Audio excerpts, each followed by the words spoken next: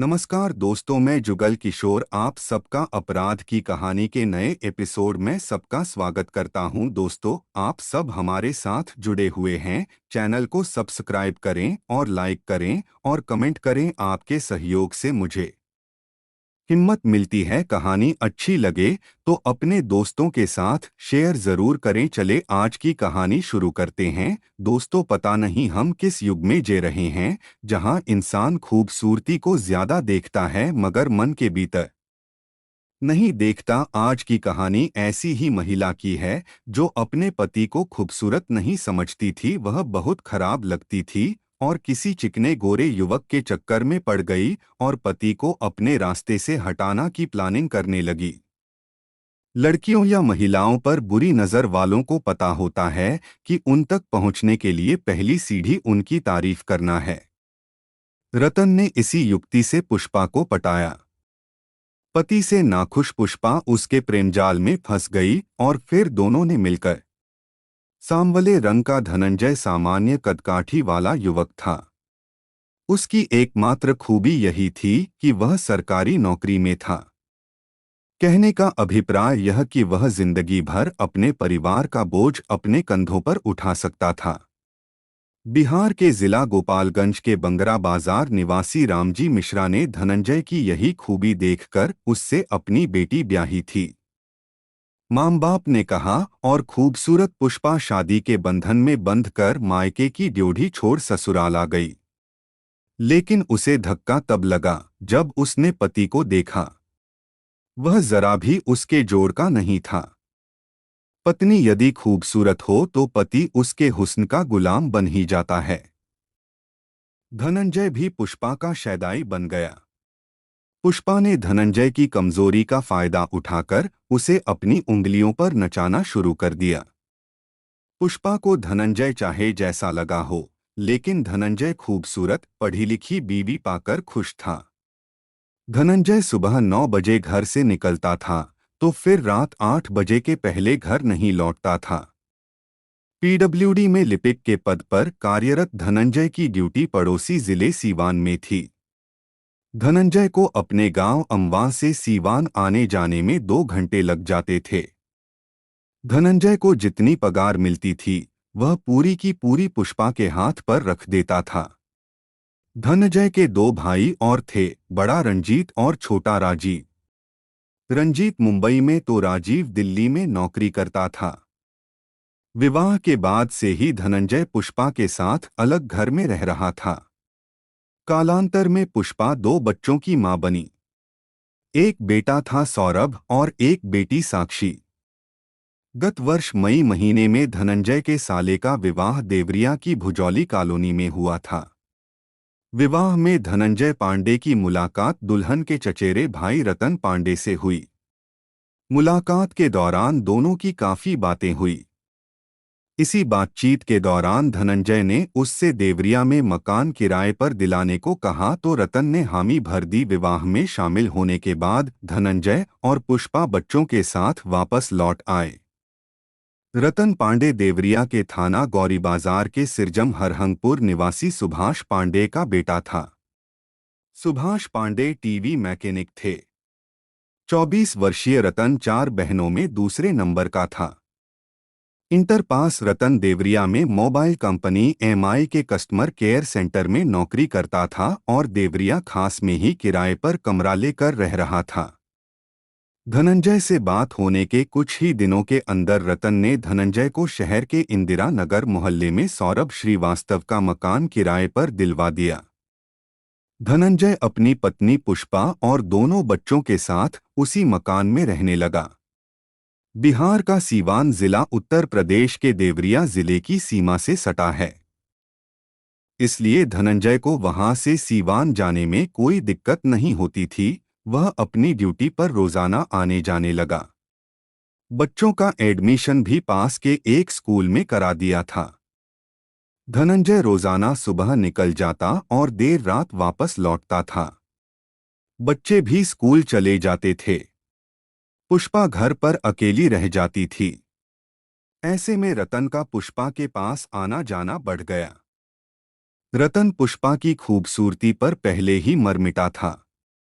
इसीलिए उसने पुष्पा के नजदीक रहने के लिए धनंजय को देवरिया में किराए पर मकान दिलवाया था। धनंजय के कहने पर वह उसके बच्चों सौरभ और साक्षी को ट्यूशन पढ़ाने लगा था। बच्चों के जन्म के बाद से धनंजय अब पुष्पा में पहले जैसी रुचि नहीं लेता था। वैसे भी जैसे जैसे वैवाहिक जीवन आगे बढ़ता है, कई पति पत्नी एक दूसरे में दोष खोजने लगते हैं, जो उनके बीच विवाद की जड़ बनते हैं। धनंजय भी पुष्पा में कमियां निकालने लगा था। वैसे भी पुष्पा को तो वह कभी नहीं भाया था, किसी तरह उसके साथ अपनी जिंदगी काट रही थी। जब धनंजय उसके दोष और गलतियां निकालता था तो पुष्पा के अंदर दबा गुस्सा गुबार बनकर बाहर निकल पड़ता था, जिस पर धनंजय उसकी पिटाई कर देता था। ऐसा अधिकतर धनंजय के शराब के नशे में होने पर ही होता था। धनंजय मार पिटाई पर उतर आया तो पुष्पा को उससे हद से ज्यादा नफरत हो गई। रतन ने उसके घर आना शुरू किया तो पुष्पा की नजर उस पर टिकने लगी। रतन गोरा चिट्टा, स्मार्ट और कुंवारा था। पुष्पा ने ऐसे ही युवक की कामना की थी। विवाह से पहले उसकी दो ही इच्छाएं थीं, एक तो उसका जीवन साथी सरकारी नौकरी वाला हो और दूसरा वह खूबसूरत व स्मार्ट हो। उसकी जोड़ी उसके साथ रब ने बना दी जोड़ी जैसी हो। उसकी एक इच्छा तो पूरी हो गई थी, लेकिन दूसरी इच्छा ने उसे रुला दिया। धनंजय ने कभी भी पुष्पा की तारीफ नहीं की थी, लेकिन रतन पुष्पा की जमकर तारीफ करता था। साथ ही हंसी मजाक भी पुष्पा सोचती थी कि रतन को सुंदरता की कदर करनी आती है, लेकिन धनंजय को नहीं। रतन लतीफे सुनाकर पुष्पा को खूब हंसाता था। उसकी पसंद नापसंद की चीजों का ख्याल रखता था। पुष्पा साड़ी या सलवार सूट पहनती तो उसे अपनी राय बताता। इन बातों से पुष्पा मन ही मन बहुत खुश होती। धीरे धीरे पुष्पा को भी रतन की आदत पड़ गई। उसके बिना अब उसे अच्छा नहीं लगता, घर में सब सूना सूना सा महसूस होता। रतन ने पुष्पा को इतनी खुशियां दीं कि वह सोचने को मजबूर हो गई कि काश मेरा पति रतन जैसा होता तो कितना अच्छा होता। एकांत क्षणों में पुष्पा रतन की तुलना धनंजय से करने लगती और यह सोचकर मायूस हो जाती कि धनंजय रतन के आगे किसी मामले में नहीं ठहरता। पुष्पा रतन के बारे में ज्यादा सोचती तो उसका मन उसकी बाहों में ही सिमटने को मचल उठता। पुष्पा और रतन की निगाहों में एक दूसरे के लिए तड़प भरी रहती थी। पानी का गिलास, चाय का कप लेते देते हुए दोनों की अंगुलियों का स्पर्श होता तो दोनों ही ओर चिंगारियां छूटने लगतीं। पुष्पा का रतन, रतन का व्यक्तित्व पुष्पा के दिल में हलचल मचाए हुए था तो पुष्पा की आकर्षक देहयष्टि रतन के युवा मन में सरसराहट भरती रहती थी। वह पुष्पा से बिना नजरें मिलाए उसका दीदार करता रहता। उसे पूरी तरह पाकर न सही, स्पर्श करके ही सुख लूटता रहता। रतन कुछ कारणों से अपने गांव चला गया तो पुष्पा खुद को फिर तन्हा महसूस करने लगी। उसे ऐसा लगा जैसे उसकी रूह निकलकर चली गई हो और मुर्दा जिस्म वहां रह गया हो। धनंजय सीवान से अपनी ड्यूटी से वापस लौटता। रात में जब वह उससे संसर्ग करता तब भी वह मुर्दों की तरह निष्क्रिय पड़ी रहती। धनंजय उसके व्यवहार से इसलिए स्तब्ध नहीं हुआ क्योंकि वह जानता था कि पुष्पा उससे बिल्कुल खुश नहीं है। उधर गांव गए रतन का हाल भी ऐसा ही था। पुष्पा को याद करके वह रात भर करवटें बदलता रहता। आंखें बंद करता तो सपने में पुष्पा ही नजर आती। जो वह हकीकत में करने की ख्वाहिश रखता था उसे कल्पना में ही करके खुद को तसल्ली दे लेता था। आखिर रतन गांव से शहर लौटा तो पुष्पा से मिलने गया। पुष्पा उस समय अकेली थी। उसे रतन की यादों ने बेहाल कर रखा था। रतन को देखते ही पुष्पा का चेहरा खिल उठा। रतन के अंदर आते ही पुष्पा ने लपक कर दरवाजा बंद कर दिया। फिर नाराजगी प्रकट करते हुए बोली, क्या इस तरह मुझे तड़पाना अच्छा लगता है तुम्हें? मैं समझा नहीं, रतन अनजान बनते हुए बोला। कितने दिन हो गए तुम्हें? मैं तुम्हारी सूरत देखने को तरस गई थी, पुष्पा ने शिकायती लहजे में कहा। सच, रतन खुश होते हुए बोला। मैं यही सुनने को तो गैरहाजिर था। मैं देखना चाहता था कि तुम्हारे दिल में मेरे लिए कितनी चाहत है। अगर ऐसा नहीं करता तो तुम शायद आज अपने दिल की बात मुझसे न कहती। तुम सच कह रहे हो रतन। तुमने मुझ पर न जाने कैसा जादू कर दिया है कि मैं हर पल तुम्हारे बारे में ही सोचती रहती हूँ। कहते हुए उसने रतन के गले में बाहें डाल दी। यही हाल मेरा भी है पुष्पा। जिस दिन तुम्हारा दीदार नहीं होता वह दिन पहाड़ सा लगता है। पुष्पा की पतली कमर में हाथ डालते हुए रतन ने उसे अपने करीब खींचा और उसके होठों पर अपने होंठ रख दिए। पुष्पा के होठों में ऐसी तपन थी कि रतन को लगा जैसे उसने अंगारों को छू लिया हो। पुष्पा के होठों से अपने होंठ अलग करते हुए उसने पुष्पा की सुरमई आंखों में झांका तो लगा जैसे उनमें पूरा मैखाना समाया है। पुष्पा की नशीली आंखों, फूलों जैसे रुखसार, सुराही जैसी गर्दन और उसके नाजुक अंगों को देखकर रतन के रोम रोम में लहर सी दौड़ गई। गजब तो तब हुआ जब पुष्पा ने अपने बंधे हुए गेसू खोल दिए। थोड़ी देर पहले ही उसने सिर धोया था। सावन की घटाओं से भी श्यामवर्ण गेसू कमर के नीचे उभारों को छूने लगे तो रतन बोल पड़ा, वाह पुष्पा, क्या लाजवाब हुस्न है तुम्हारा। पुष्पा ने खिलखिलाकर हंसते हुए पूछा, वो कैसे? आईने में देख लो, खुद समझ जाओगी। वो तो मैं तुम्हारी आंखों में देखकर समझ रही हूँ। क्या देख रही हो मेरी आंखों में? रतन ने पूछा। बेईमानी। किसी का माल हड़पने के लिए नियत खराब कर रहे हो? पुष्पा ने हौले से रतन के गाल पर चपत लगाई। अगर वह माल लाजवाब और मीठा हो तो उसे उठाकर मुंह में रख लेने में कैसी झिझक। सच में दिल कर रहा है कि आज मैं तुम्हें लूट ही लूं, तो रोका किसने है? कहते हुए पुष्पा रतन के गले से झूल गई और बोली, आओ लूट लो मेरे हुस्न के इस अनमोल खजाने को डोट। मैं तो कब से तुम्हें सौंपने को बेताब थी। रतन का गला सूखने लगा था। कोई आ गया तो? कोई नहीं आ रहा अभी, तुम निश्चिंत रहो। इसके बाद दोनों वासना के खेल में डूबते चले गए। घर की तन्हाई दोनों के दिलों की ही नहीं, जिस्मों के मिलन की भी साक्षी बन गई। इसके बाद तो रोज ही उनके बीच यह खेल खेला जाने लगा।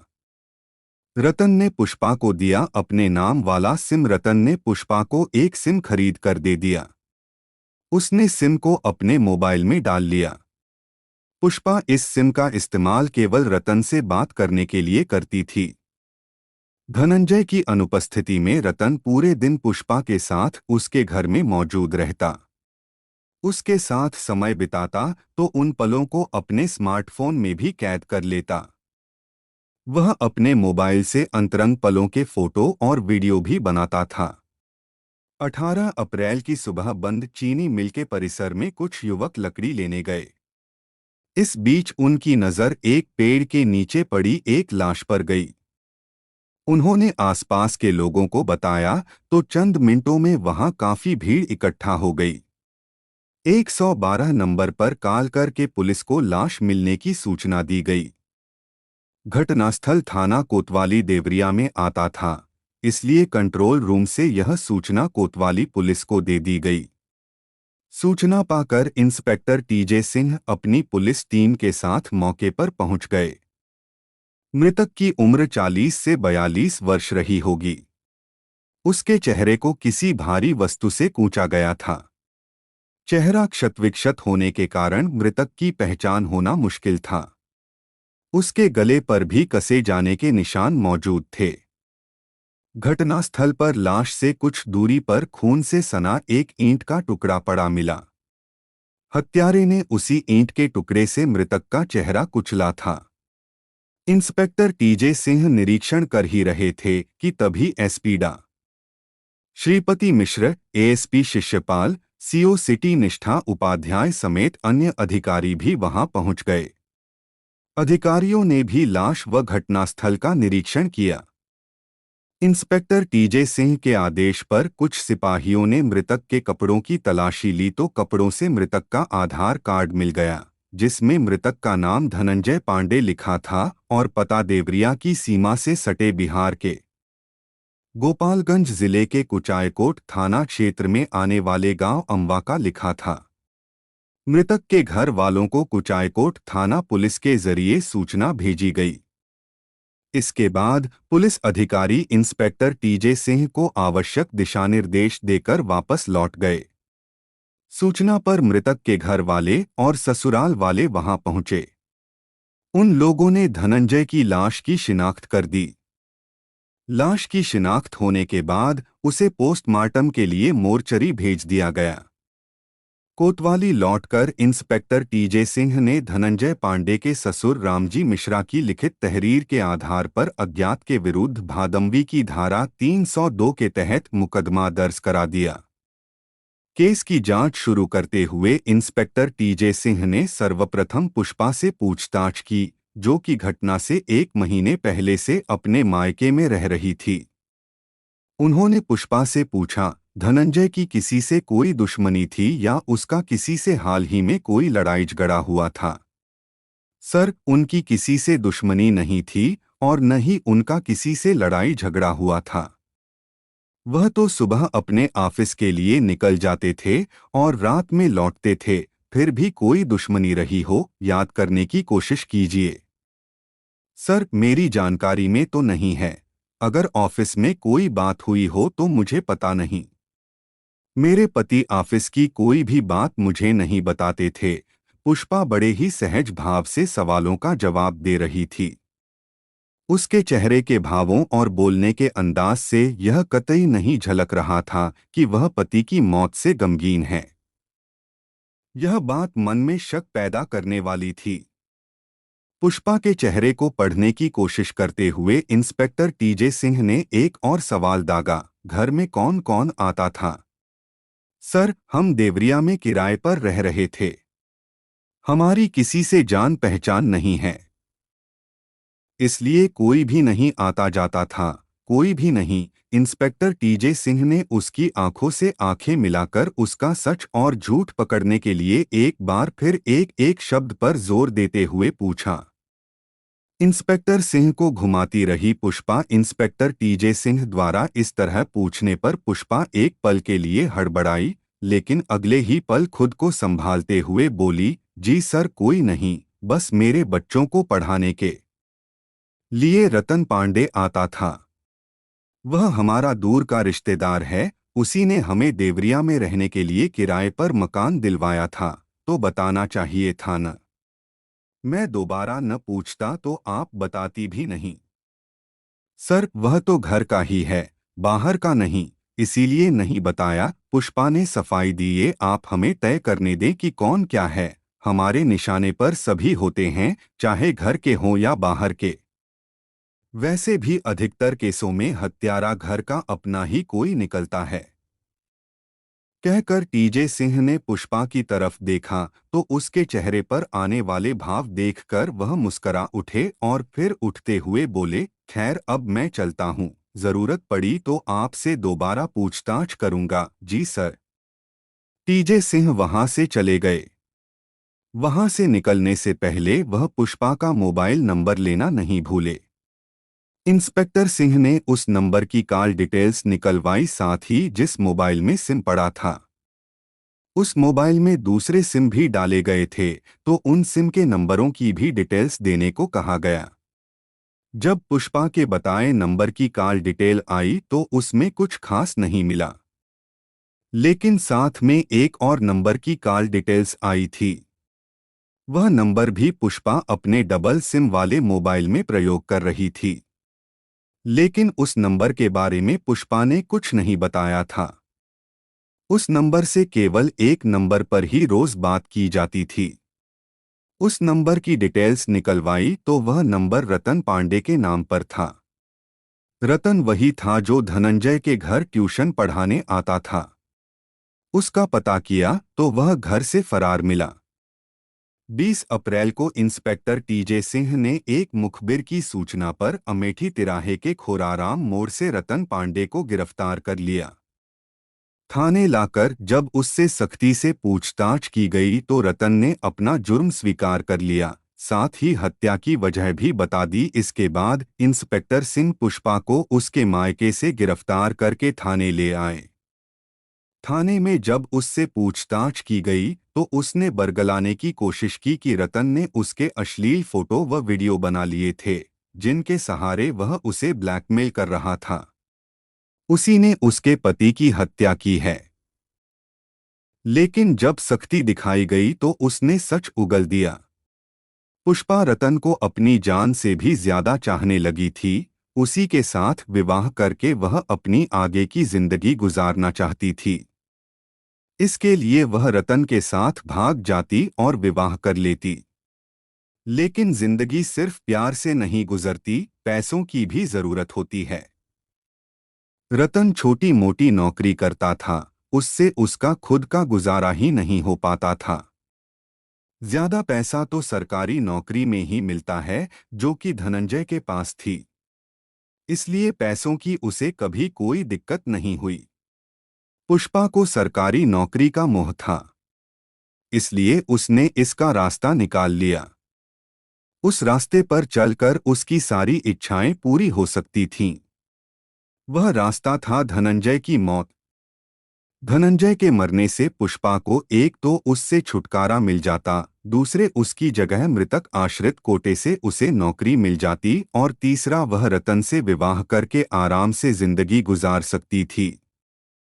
पुष्पा अपनी इच्छाओं को पूरा करने के लिए पति के खून से हाथ रंगने को तैयार थी। वह यह भूल गई कि केवल सोचने भर से जिंदगी आसान नहीं हो जाती। सब कुछ मनचाहा नहीं होता। वह जिस रास्ते पर चलने को आमादा थी उस पर उसे सरकारी नौकरी तो नहीं, जेल की सलाखें जरूर मिलने वाली थीं। दूसरी ओर धनंजय को अपनी मौत के षड्यंत्र का कैसे पता चलता, जबकि उसे पुष्पा और रतन के अवैध संबंधों तक की जानकारी नहीं थी। पुष्पा अपने इरादों को अंजाम तक पहुंचाने को आतुर थी। रतन तो पहले से ही पुष्पा से बार बार धनंजय को मार देने की बात कहता रहता था। वह तो पुष्पा की तरफ से बस हरी झंडी मिलने का इंतजार कर रहा था। पुष्पा ने अपने दिल की पूरी बात रतन को बता दी। इसके बाद दोनों ने धनंजय की हत्या की योजना बनाई। योजनानुसार 16 मार्च 2020 को पुष्पा बच्चों के साथ अपने मायके गोपालगंज चली गई। एक महीना पूरा होने पर 17 अप्रैल की शाम 4 बजे पुष्पा ने रतन को फोन करके धनंजय की हत्या करने को कहा। काश धनंजय शराब के लालच में न पड़ता। 18 अप्रैल की रात 8 बजे के करीब रतन ने धनंजय को शराब पीने के लिए बंद चीनी मिल परिसर में बुलाया। धनंजय के वहां पहुंचने पर रतन ने एक ईंट के टुकड़े से उसके सिर पर प्रहार किया। धनंजय दर्द से बिलबिला उठा। इसी बीच रतन ने पास में उगी गिलोय की बेल उखाड़कर धनंजय के गले में डाल दी और पूरी ताकत से कस दिया। दम घुटने से धनंजय की मौत हो गई। इसके बाद रतन ने धनंजय के चेहरे को बुरी तरह से कुचल दिया। फिर धनंजय की जेब से मोबाइल निकालकर रतन वहां से चला गया। उसने व्हाट्सएप पर मैसेज करके पुष्पा को धनंजय की मौत की जानकारी दे दी। पुष्पा द्वारा मैसेज देख लेने के बाद रतन ने वह मैसेज डिलीट कर दिया। लेकिन दोनों पकड़े गए। रतन ने अपना एंड्रॉयड मोबाइल फॉर्मेट कर दिया था, इसलिए उस मोबाइल का डाटा रिकवर करने के लिए इंस्पेक्टर टीजे सिंह ने मोबाइल में डाटा रिकवरी ऐप इंस्टॉल किया और मोबाइल का पूरा डाटा रिकवर कर लिया।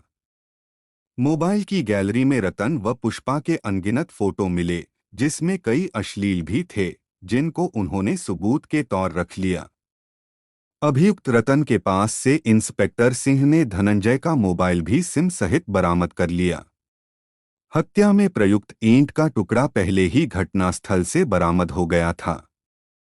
कानूनी औपचारिकताएं पूरी करके दोनों को न्यायालय में पेश किया गया, जहां से दोनों को न्यायिक अभिरक्षा में जेल भेज दिया। दोस्तों, आपको कहानी अच्छी लगी हो तो चैनल को सब्सक्राइब जरूर करना और लाइक कमेंट भी कर देना। आपका लाइक और शेयर मुझे हिम्मत देता है। कल फिर आपसे मिलेंगे एक और नई कहानी के साथ। तब तक अपना ख्याल रखें। धन्यवाद।